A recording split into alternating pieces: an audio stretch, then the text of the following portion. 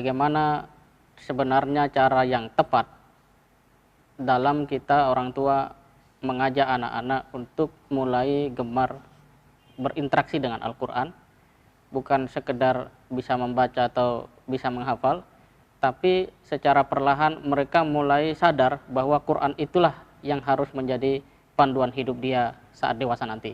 Ya, wah ini berat ini pertanyaan.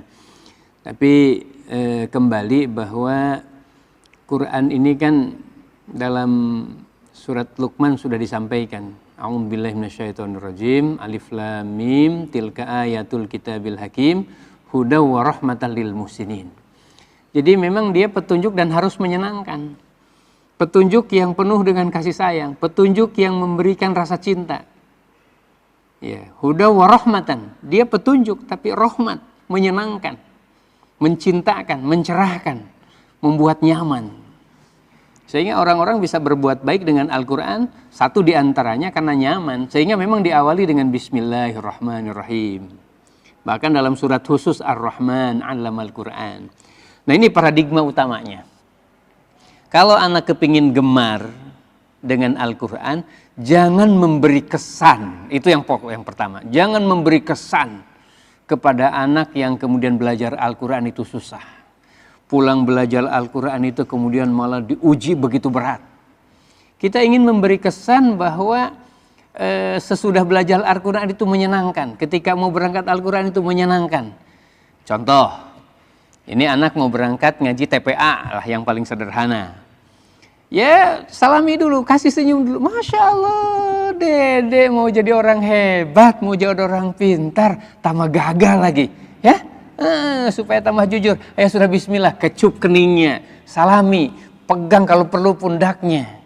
Sehingga dia berangkat. Diantar untuk menuju kepada ruangan yang VVIP-nya kehidupan ini. Yaitu Quran. Jadi belajar Al-Quran itu begitu mengesankan di awalnya. Begitu selesai, hadiahnya tidak harus dengan bonbon, hadiahnya tidak kemudian dijanji nanti dibelikan sepatu baru. Begitu datang, Masya Allah, buka tangan kita, buka mata kita. Kemudian sambut dia. Sambut dia, boleh dengan pertanyaan, tadi ngaji apa? Apapun jawabannya, Masya Allah, tambah hebat, tambah jujur. Nah kalimat-kalimat hebat, jujur, pintar, jujur itu penting ditanam kepada mereka. Sebagai awal dari kesan bahwa kalau pulang ngaji itu dapat apresiasi. Kalau pulang ngaji itu dapat tempat. Kalau pulang ngaji itu kemudian mendapatkan suasana yang menyenangkan. Ini anak loh, kita belum masuk dalam ruang sanksi. Cepat ngaji, kalau enggak ngaji, kalimat ini tidak tepat. Seolah Al-Quran menjadi sesuatu yang menakutkan. Al-Quran menjadi sesuatu yang kemudian harus dipaksakan. Memaksa tapi dengan cara tidak memaksa. Bagaimana kira-kira ini? Ya, dia harus ya, memaksa dia untuk bertemu dengan Al-Quran, tapi dengan cara tidak memaksa. Ya, tidak semua kebaikan dengan mudah dilakukan. Tapi jangan kemudian kebaikanmu dilakukan, kemudian diawali dengan sesuatu yang tidak menyenangkan.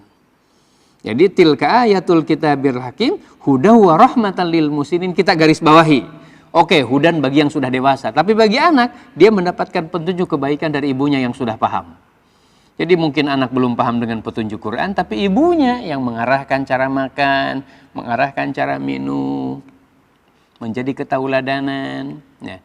Nah, yang kedua, hal yang paling sederhana juga bahwa setiap dia momen-momen tertentu melihat ibunya sedang baca Quran. Dan begitu bahagia ibu itu kalau pulang baca Quran. Kan tidak enak kalau pulang baca Quran marah, pulang baca Quran melotot, pulang baca Quran kemudian ya melakukan sesuatu yang kelihatan tidak menyenangkan. Nah anak harus melihat kalau ibu pulang baca Quran itu ya Allah senyumnya. Kalau bapak itu pulang baca Quran Masya Allah dipangku dirinya. Sehingga Quran itu diberi kesan untuk memberi catatan perpustakaan yang abadi. Dia memang menyenangkan. Dia memang menjadi hadiah. Sekali lagi, hadiah tidak selamanya. Memang dalam waktu tertentu anak butuh hadiah yang bersifat finansial, hadiah yang bersifat benda. Tapi jangan sampai kemudian dia selalu punya definisi penghargaan itu selalu dalam bentuk-bentuk yang seperti benda-benda itu. Nanti dia tergantung, aku mau ngaji tapi belikan mobil-mobilan. Nah ini kan sudah mulai over bargaining kepada kita. Kita kepingin dia fitrahnya merasa mendapatkan posisi sebagai anak yang dihargai, sebagai anak yang diberi harga, sebagai anak yang diperhatikan. Justru dengan hal-hal yang bersifat emosional, positif. Insya Allah, ya. Begitupun nanti di tempat ngajinya. Jadi jangan diidentikan ngaji itu serem, ngaji itu pukulan, ngaji itu ancaman, ngaji itu berat, ngaji itu rumit, ngaji itu mengeja. Berikan, tunjukkan. Justru Al-Quran itu lebih menyenangkan dibandingkan dengan nyanyian yang lainnya. Justru dengan Al-Quran itu lebih menyenangkan pelajaran dibandingkan dengan pelajaran yang lainnya. Kita kepingin memberikan kesan Al-Quran itu real. Ketika dia belajar A, Ba, Ta, A, I, U, Ba, A, I, U, Ba, A, I, U, Ba, A, I, U, Ba. Itu hanya satu contoh aja.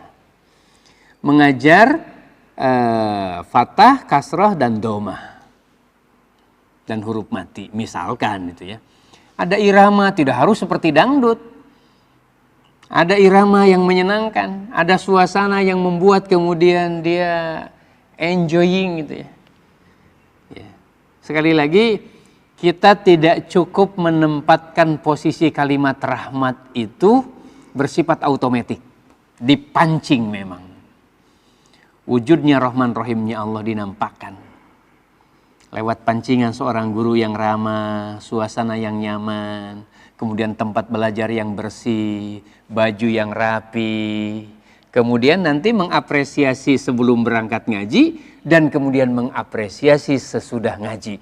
Sehingga ngaji melebihi. Ketika dia belajar matematika, kita apresiasi. Tapi ketika anak itu pulang belajar Quran, tingkatkan apresiasinya. Tingkatkan. Jangan terbalik. Anak pintar baca Quran, pintar matematika luar biasa dipangku, digendong dan dikasih hadiah. Anak pulang ngaji apa adanya malah dimarahinya. Jangan dibuat banding terbalik. Ya. Semoga huda wa rahmatan lil muhsinin adalah bagian dari peradaban Al-Quran dalam dimensi pendidikan. Assalamualaikum warahmatullahi wabarakatuh.